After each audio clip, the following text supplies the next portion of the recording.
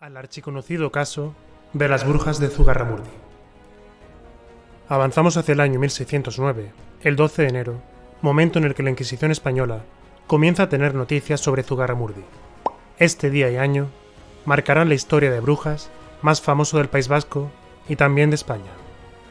En Logroño, la Inquisición comienza a recibir noticias de que en una montaña de Navarra, en la localidad de Zugarramurdi, hay reuniones de aquelarres de brujos y brujas. Aunque esto no era nada nuevo para la zona, desde el medievo se hablaba que este lugar era un hervidero de hechiceros y brujas que nada bueno podían estar tramando. Sin embargo, hay un antecedente muy importante a tener en cuenta que nos va a llevar un par de meses hacia atrás. Este es el caso de la caza de brujas del país de Lavort en el lado francés del País Vasco.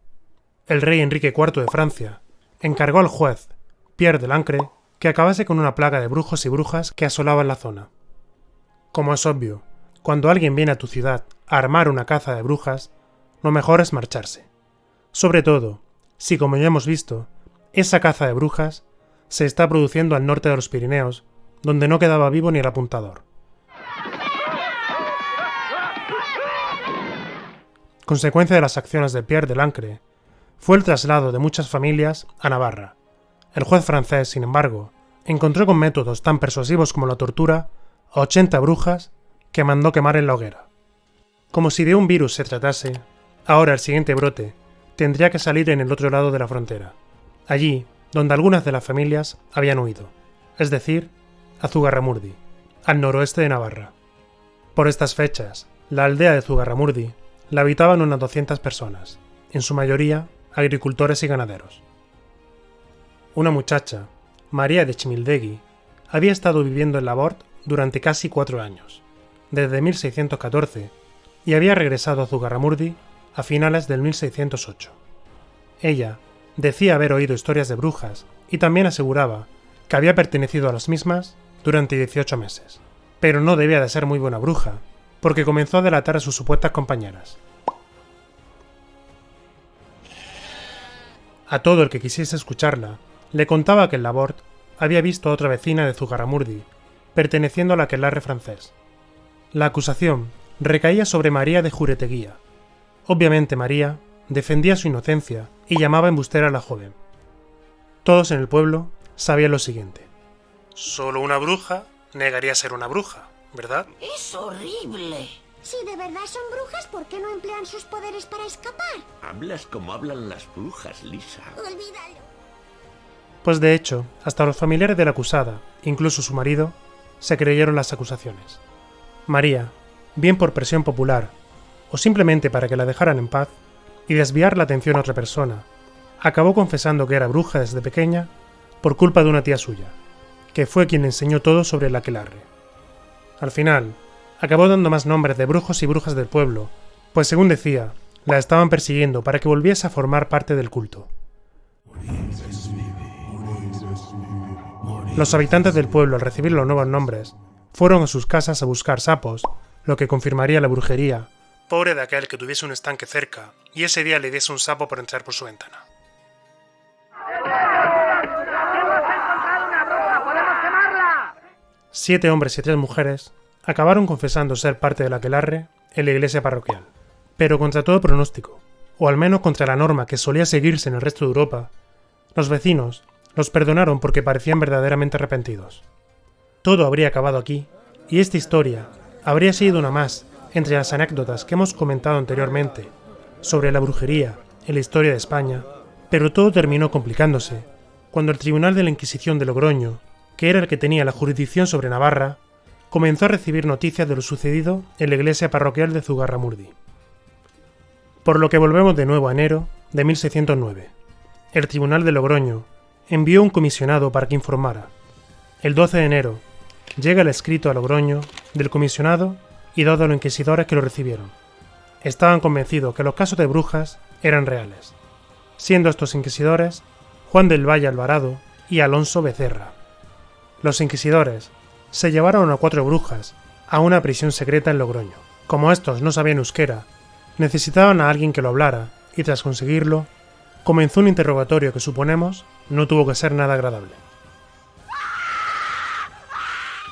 Los inquisidores no pararon hasta arrancar la confesión de que eran brujas.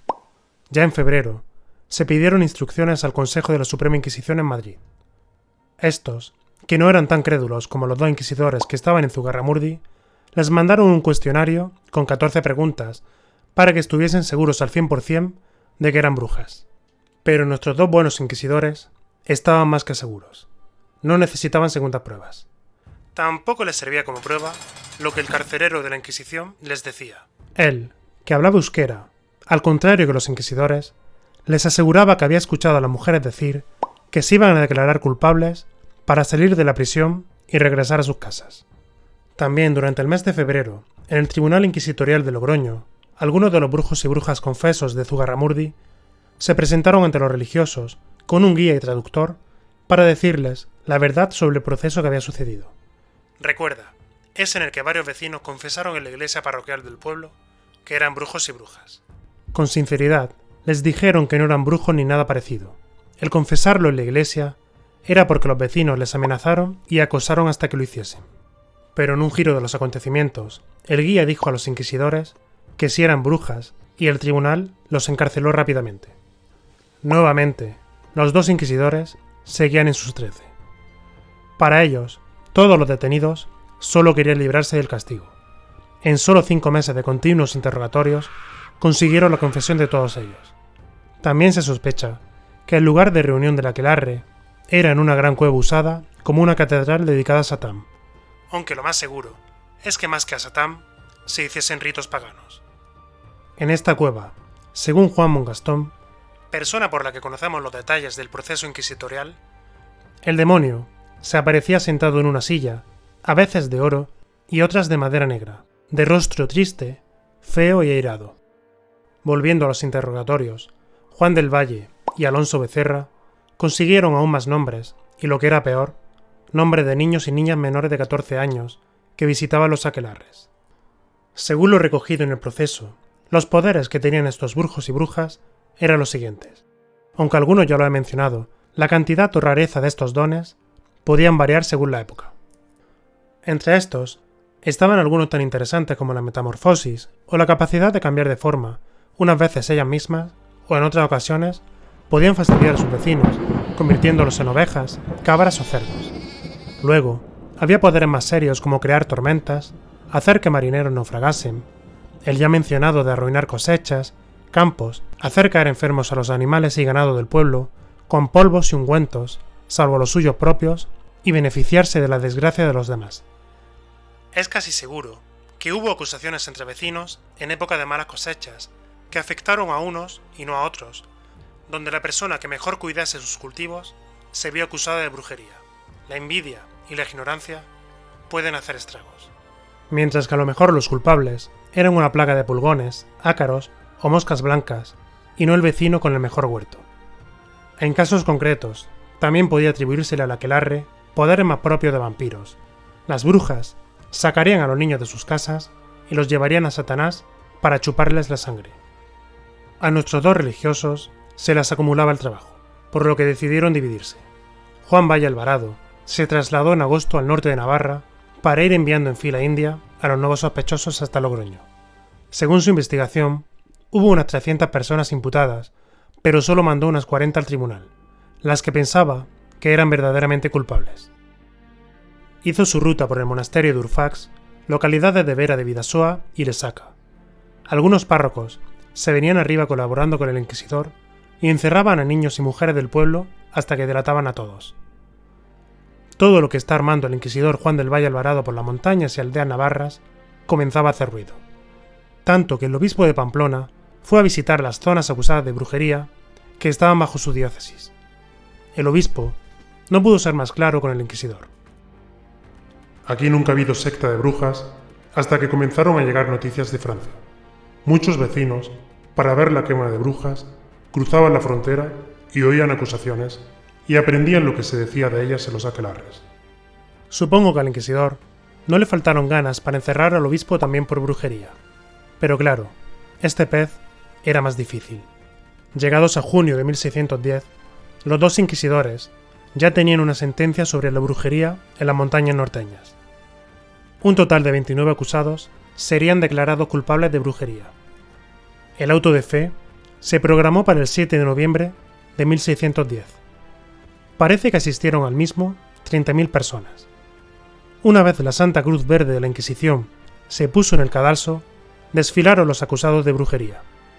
21 iban de penitentes con un cirio, otros 6 con una soga en la garganta, que en el auto de fe serían azotados, otras 21 personas aparecieron con sanbenitos y corozas con aspa, velas y sogas. Estos símbolos daban la señal a los asistentes que se habían arrepentido de sus pecados y se reconciliaban con la fe católica. La parte más tétrica llegaba ahora. 5 personas aparecieron con estatuas de difuntos que tenían sanbenitos relajados y con ellos 5 ataúdes con los huesos que habían desenterrado. Estos eran los huesos de 4 personas, 2 hombres y 2 mujeres, que se habían negado a reconocer que eran brujos y brujas. El quinto era de una persona que sí había reconocido serlo, pero que había sido quemada por otro vecino. Tras esto, los condenados aparecieron. 4 mujeres y 2 hombres con sus sanbenitos relajados, los cuales se entregaban al tribunal civil o secular para que fuesen quemados vivos, porque recordemos, la Inquisición no podía matar por sí misma, pero sí proponía a los condenados a la rama civil. Estas personas estaban siendo castigadas con una muerte tan horrenda por negarse a admitir que eran brujas y brujos. Celebrado el auto de fe y leídas todas las sentencias que llevaron a trasladar el fin del proceso al lunes 8 de noviembre, se acabaron reconciliando o perdonando a 18 personas por confesar e invocar perdón. 6 fueron quemadas vivas y otros 5 fueron quemados en efigie. Es decir, como ya habían muerto para la fecha del auto de fe, se quemaron las estatuillas que portaban las personas en el desfile. Sin embargo, desde julio de 1609, se había incorporado un tercer inquisidor a la investigación. Este era Alonso de Salazar y Frías. No había estado presente en los primeros interrogatorios y antes, durante y después de la celebración del auto de fe, dudaba sobre la culpabilidad de los acusados. La Suprema le encargó una investigación a fondo sobre el caso, para lo que Alonso de Salazar se entrevistó durante 8 meses con los reconciliados y testigos del proceso. Absolvió a 1.384 niños, 41 adultos y reconcilió a 290. 81 de las brujas y brujos confesos pudieron desdecirse de sus confesiones. También dijeron que si se eschivaron de otros brujos y brujas fue por miedo, sobornos o antiguas enemistades. Vamos, mala leche en su más pura esencia. De hecho, una de estas mujeres que acusó falsamente a otros, cuando quiso desdecirse ante el comisario de la Inquisición, este no le dejó y la amenazó con chamuscarla, lo que provocó que la mujer se suicidase, tirándose al río por la culpabilidad que sentía. Cada vez más, Alonso de Salazar se convencía de lo inverosímil y ridículo que había sido todo el proceso. Sobre los ungüentos y polvos que supuestamente envenenaban al ganado, pidió testearlo con animales, a lo que para sorpresa de nadie, por no pasarles nada, no les causó ni picor. Con respecto a las pociones o potajes que los inquisidores y pueblerinos aseguraban que hacían las brujas, llegó a la conclusión de que cuando se las obligaba a hacerlo durante los interrogatorios, muchas se inventaban las recetas para que las dejasen irse a casa. Respecto a las mujeres que se decía, o que incluso ellas afirmaban que eran amantes del demonio y que habían tenido momentos de éxtasis con el macho cabrío, se comprobó que seguían siendo vírgenes. También, una mujer le aseguró que su confesión fue para librarse del cepo al que los vecinos la tuvieron postrada durante 15 días. Incluso 2 muchachas, de 13 y 14 años en Larrea, habían confesado ser brujas, porque 2 clérigos las ataron de manos y cuello y las amenazaron con que si no confesaban, serían llevadas ante el tribunal de Logroño. Alonso no necesitaba muchas más pruebas. El proceso había sido corrupto y se había coaccionado a los acusados con promesas o amenazas. Llegó a la conclusión de que se había cometido una terrible injusticia, escribiendo una carta a la Suprema que decía lo siguiente: El tribunal cometió muchos fallos al no reconocer que los casos eran ambiguos. Durante los procesos de interrogatorio, no se dejaron reflejados por escrito todos los hechos, ni las preguntas, ni las promesas de libertad que se les hacía a los acusados. Todo para que se declarasen culpables, como querían los inquisidores, dejando por escrito solo lo que interesaba para que el proceso tuviese sentido en declararlos culpables y delincuentes. Por el mismo motivo, se dejaron de escribir muchas revocaciones. Por lo que propuso que los comisarios de la Inquisición manifestasen públicamente en todo el territorio de la monarquía hispánica los errores que se habían cometido. El Consejo de la Suprema Inquisición recogió el informe de Alonso y para 1614 fue utilizado para dar instrucciones a todos los tribunales de la Inquisición sobre cómo proceder ante acusaciones de brujas y brujos.